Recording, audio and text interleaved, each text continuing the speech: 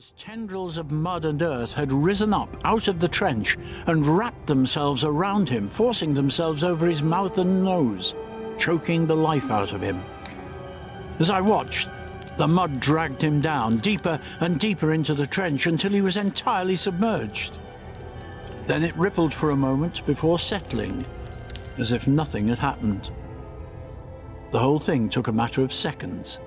Michaels was gone before I'd even had time to draw my weapon. As the shock subsided, I realized that I wasn't alone. The people I'd heard running from the other direction now stood opposite me. They must have arrived just after I did. They must have seen everything. There were two of them, a man and a woman. He was tall, handsome, and appeared to be a civilian from his clothes. She was evidently not a civilian. I didn't recognize the uniform. Blue, trimmed in white and not altogether practical looking, but I recognized the look in her eyes, the way she stood, the way she was surveying the area, and the way she was looking at me. "Military police?" I asked, half whispering. She looked confused for a moment, glancing at the man. Then she nodded. "Captain Mark Stedman," I said, stammering slightly as I introduced myself. Slowly I lowered my revolver, glancing between the two of them, and then back down at the patch of earth where Michaels had vanished. "Kingdom," the woman replied. At first it seemed like an odd thing to declare, but then I realized she was telling me her name, but not, I noticed, her rank. "I'm Stephen," the man said. "Who was he?" I didn't need to ask who he meant. "Michaels. Private Thomas Michaels. Everyone called him Michaels because he didn't like being a Tommy called Tommy. That's what he says. Said.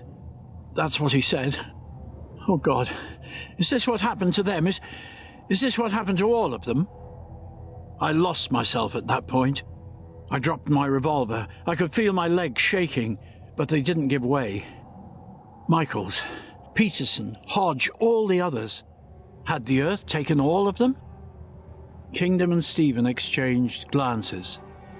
"Them?" Stephen murmured. Kingdom shrugged, and Stephen turned back to me, putting out an arm to steady me. "I think you'd better see the doctor."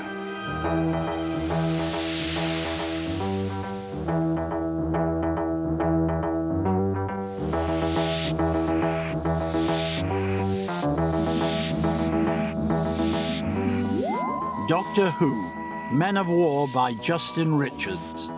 Read by Peter Purves.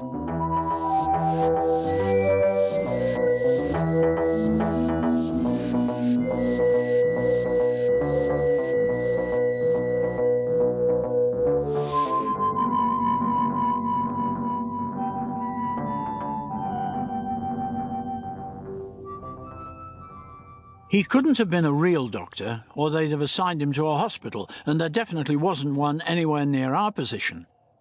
Stephen could have been a medical orderly of some kind, but that didn't explain what they were doing assigned to a military policeman like Kingdom. Policewoman? That raised even more questions. I followed the two of them back along the trench, the way they'd come. The trench widened out as we progressed, leading towards one of the sentry positions we'd long since stopped manning. I tried not to think about what happened to Michaels. I tried not to think about the earth under my boots. I tried not to imagine it rising up, wrapping itself around me, enveloping me in earthy tendrils and dragging me in its cold embrace. I didn't succeed. Thankfully, they hadn't come far, and I soon found myself distracted by the doctor.